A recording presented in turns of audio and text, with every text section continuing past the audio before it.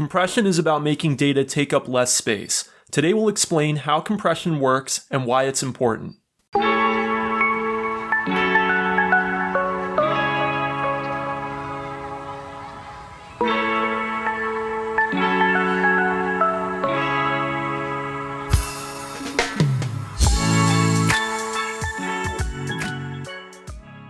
Welcome to Kopec Explains Software, the podcast where we make computing intelligible. This week, Dave, we're looking a little bit into computer science theory, and we're going to talk about compression.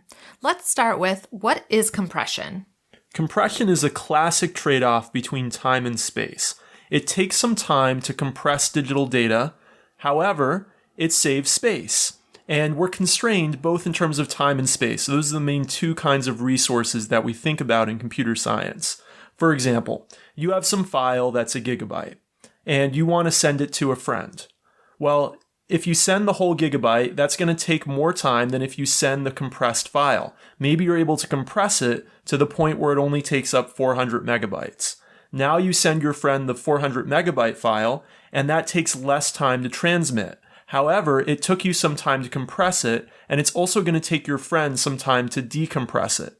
So it's a trade-off between how big the file is and how much time it takes to compress it and decompress it. And there are algorithms and file formats that are used to do this. Yeah, there are many different compression algorithms and file formats, and we won't get into the specifics of them today. But some that you might have seen that you're probably familiar with are things like zip, which is built into macOS and Windows. There's a utility where you can right-click any file on your computer and say, I want to zip this file. gzip, it's a popular format in the Unix world. It also is one of the formats that's built into many web servers. Many web servers can automatically transmit their data compressed, and then it will be decompressed by your web browser before it's displayed. So these are just some common ones you might have heard about, but there are many more formats than that. So the algorithm is the way in which it's compressed, and then the format is how you store that? Right, that's right. So we might say the algorithm that something uses is, let's say, LZMA. That's one of the algorithms. And zip might be the file format where we actually put all the data and how we know how the data is organized on disk. But LZMA is the way that we figured out how to rearrange the data so that it takes up less space. We talked a little bit about compression in our episode about lossless audio. So can you tell us again a little bit about lossless and lossy? Yeah, there's two broad categories of compression. There's lossless compression where you lose no data. So you have the compressed file, and then when you uncompress it, you get back exactly the original. So nothing was lost. All you got was something smaller that you had to run through the decompression algorithm to get back to the original. In lossy compression, you lose some information. So you have the original, you compress it. Obviously, the reason you did that is to get a smaller file or a smaller bit of data. But now you actually lost some of the original information and you can't get it back. You can't take the lossy compressed file and turn it back into the original. You can only now use it in its new lossy form. The reason we do this is sometimes a lossy algorithm can actually have a much higher compression ratio than a lossless algorithm, meaning that the final data or final file will take up a lot less space. And we actually use lossy compression all the time. As we talked about on that prior episode, MP3 files are a form of lossy compression.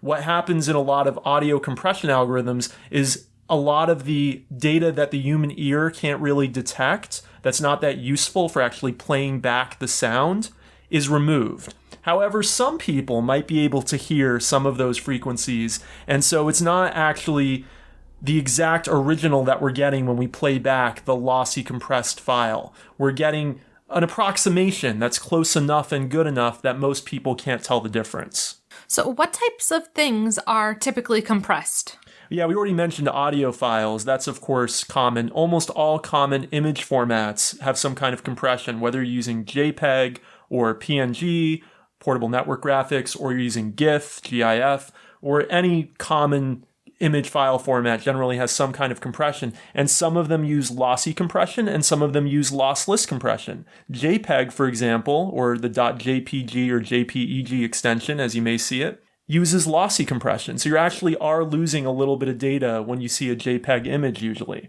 And that's what most cameras take. Most digital cameras and store files in JPEG format. However, a lot of cameras have the option to also take their photos in RAW format. And that's a format where you're not losing anything. And then later on, you can go and convert those RAW files into JPEG files before you distribute them to your friends or over the internet so that they take up less space. Also, videos, almost everything you watch in streaming video or even video that you might have on a DVD is actually compressed.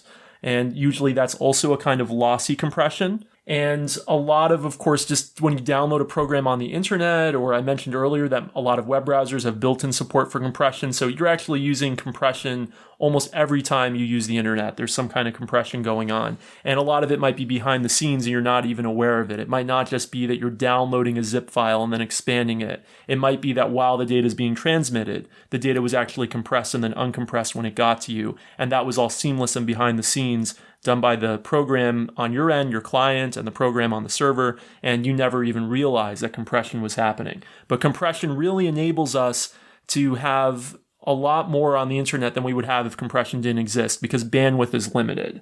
We only have so much bandwidth, and a lot of us are on network connections where if it wasn't for compression, we couldn't even watch, let's say, 4K video. So we really need compression to enable a lot of the rich experiences that we have on the internet today. Well, compression and then decompression speed is also important. Yeah, I'm using the term compression kind of for both things, but you're absolutely right. There's two different things here. There's the point where you take the original data and turn it into the compressed form, and then there's the point where you turn the compressed form back into the original data, and that's what we call decompression. And these algorithms will differ in how fast they are at compression versus decompression. Some of the algorithms are better at compression, and some of the algorithms are better at decompression. If you think about it in broad terms, for a lot of applications, decompression is actually more important than compression. Let me tell you why. Let's say you want to stream a video to millions of people. It's originally going to be compressed and put on the server only one time. So that compression is only going to happen once. But then that file is going to be transmitted over the internet to millions of different people, and every one of those millions of different people needs to decompress it. So it's going to be decompressed millions of times. So how fast the decompression is actually more important a lot of the time than how fast the compression is, because the decompression happens so much more often. So there's trade-offs between different algorithms. There are situations where they're equally important. For example, if you're in a one-on-one video conference with one other person and the data is being compressed before it gets sent to the other person, it's just as important how fast it is to compress as it is how fast it is to decompress. So it really, which algorithm you choose might depend on what kind of application you're trying to do. Can you tell us a little bit about how compression algorithms work? Yeah, there's so many different ones that we can't get into all the details, but I will talk in broad strokes about two of the major techniques. One technique is called run length encoding. Here's the idea. If you see the same bit of data over and over and over again, let's just say one time that this bit of data is going to keep repeating itself. For example, if you have an image and there's, let's say, a purple pixel, and the next 1,000 pixels are all going to be purple. Maybe it's the background, okay? So then instead of saying purple, purple, purple 1,000 times, why don't we just say purple and then say somehow have some way of representing purple and then the number 1,000? That's going to take a lot less data, a lot fewer bytes. And if you don't know what a byte is, by the way, we have an earlier episode that I'll link to in the show notes about what is a byte. But anyway, so it's going to be a lot less data just saying purple 1,000 times than it is to literally write out the data about the purple pixel 1,000 times. So that's what's called run length encoding. Then another really popular technique is called dictionary-based compression. Here's the idea.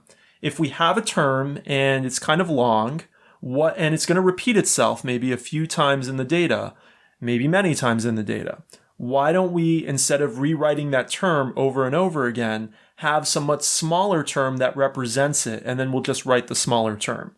Let me give you an example. Let's say you had the nursery rhyme, Mary has a little lamp. Is that what it is, or is Mary had a little lamp? Has a little lamp. Mary has a little lamp. So, no, I think it's had. Mary had a little lamp. Mary had a little lamp. Anyway, in that nursery rhyme, the word Mary, or the name Mary, repeats itself many times, right? And Mary, if you think about it in computer data form, is going to be 4 letters, which is usually in most text encodings 4 bytes. And by the way, we did a previous episode on what is a text encoding that I'll also link to in the show notes. So that's going to use up 4 bytes. But what if instead I just said to you, and this is just arbitrary, but I said to you, the number 140 represents the word Mary. The number 140 I can store in just 1 byte. So now I've gone from 4 bytes for Mary to 1 byte for Mary. It just means I'll have to have a dictionary somewhere, or a table you can think about it as, where I look up, 140 represents Mary. Now, if you think about other words that might be in Mary Had a Little Lamb, like, for example, little or lamb, and we also reduce those to, let's say, single bytes instead of a few bytes for each of those words, then we're able to reduce even further. And so if we take a lot of these big pieces of the nursery rhyme and we convert them into these smaller pieces that then we use a table to look up what they represent when we decompress, we can actually compress quite a bit. For example, the 140 for using that number for Mary instead of the 4 letters, that's 1 byte instead of 4 bytes. We would say that's a 75% compression ratio because we've decreased how much data is used by 75%. So this is very powerful, and some algorithms will use the combination of both. So they'll use run length encoding with a dictionary-based technique together to get even higher ratios of compression. Those aren't the only ways to compress, but those are 2 of the most common techniques for compression that these algorithms use. How do you choose which file format to use? So a lot of times it is just convenience. So some of these files, you're not going to decide, right? If you're storing a JPEG, it has its built-in algorithm it uses. And if you're saving something as an MP3, there's a standard algorithm. But when you have your own files and you need to then bundle them together in some kind of compressed format, oftentimes people just go for convenience. So because Windows and Mac OS have zip compression built in, people just use zip compression. Doesn't mean they're necessarily the best technique for the job, but you want to have compatibility. You want to know that once you've compressed that file, when you send it to somebody else, they're going to have zip built into their operating system and be able to easily decompress it. So that's, of course, just the default, and that's what most people do. However, there are these trade-offs. So there's other formats like 7-zip is pretty popular actually on the Windows side. There's formats like bzip and gzip and all these different formats that have different trade-offs about speed of compression versus decompression versus compression ratio. And it might not always be that zip is actually the best choice, but it's often the most convenient choice. So I would recommend to most people not to really worry about this too much. You don't want to use some super esoteric format, especially if you're archiving data, because 10 years from now, if it's hard to obtain on whatever platform people are computing on 10 years from now, the program that can decompress that format, that's going to be annoying. So it's not a bad idea to just kind of stick with zip for most of your work. How does hardware interact with compression? Is there any piece of hardware that helps compression happen?